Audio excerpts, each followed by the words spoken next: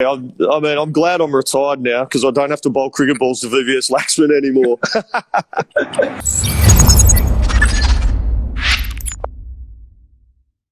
All those years ago, we remember you in the subcontinent as a 20-year-old tearaway coming here in the 1996 World Cup as a replacement. What was that experience like, and was that Jason Gillespie having the same perspective of life? Or what were you like when you first came here, and what were your experiences in India, not just at the World Cup, but even the Titan Cup? My first experience was even before that. Was going to India in 1994 with the Australian under-19 side. And so, from memory, I think that was the first time I'd left Australia. So it was a bit of an eye-opener for me. The first place I'd been to outside of Australia was India. And so it was very much a new experience for me. Eyes wide open. I was a replacement player, so I didn't really know anyone, not any of the players. So I had to get to know everyone, and that happened when I got called up to replace Craig McDermott for that World Cup in '96. I didn't know anyone because I'd only played a small amount of first-class cricket here in Australia. So, I was meeting all the players, and the coaching staff and everyone for the first time, and so it was a little bit daunting because these are guys I grew up idolising and watching, and now I was a teammate. And sharing the dressing room, sharing team coach, and so that was a bit surreal, but I loved every minute of it. And then you mentioned the Titan Cup. That was a long time ago too. I just remember just being eyes wide open, just wanted to absorb everything, and I was living a dream, representing my country, still probably pinching myself on a daily basis that couldn't believe I was actually there. So it was pretty special, and I suppose India was, in my early cricket days, it was pretty central to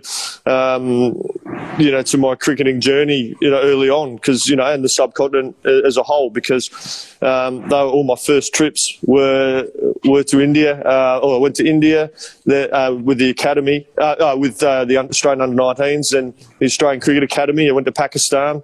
And then my first senior men's trip was to India. My second overseas trip with the senior men's Australian side was to Sri Lanka and India as well. So, got a real taste of the subcontinent and the culture and that very early on in my career. And it just reminds me that you mentioned the under-19s, and that's when you would have run into VVS Laxman, I believe, in 1994. Yes, and he hit hundreds for us against us in just about every game then, and it continued into his senior cricket. And I'm glad I'm retired now because I don't have to bowl cricket balls to VVS Laxman anymore. But it's you may say that, but it's not like you didn't have your fair share. In 2004, coming back as a much improved bowler, you did actually control the Indian batting at the time and delivered great performances, particularly at Nagpur. Yeah, we managed to find a way to have an impact as a group of fast bowlers. We knew we had Shane Warne who could bowl those big long spells at one end and do his job, and it was a job of us seamers, McGrath, myself, and Mike Kasparovich to just fulfil our role, and we just did that best we could. We knew our batting unit was very solid and very strong, and we're going to score enough runs.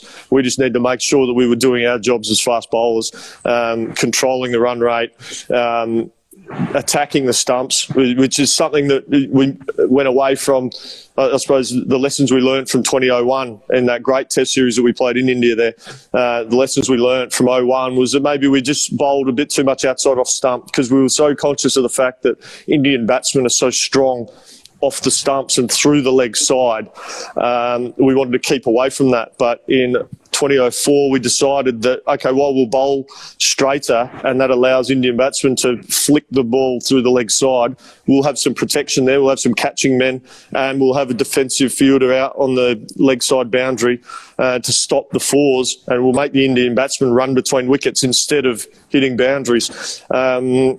and that was our method. And our basic theory was, if we bowl the stumps and any of the Indian batsmen miss the ball, we're in with a chance of hitting the stumps or hitting them on the pad. So it was a very simple theory, but I suppose the thing was we were able to implement that plan pretty well.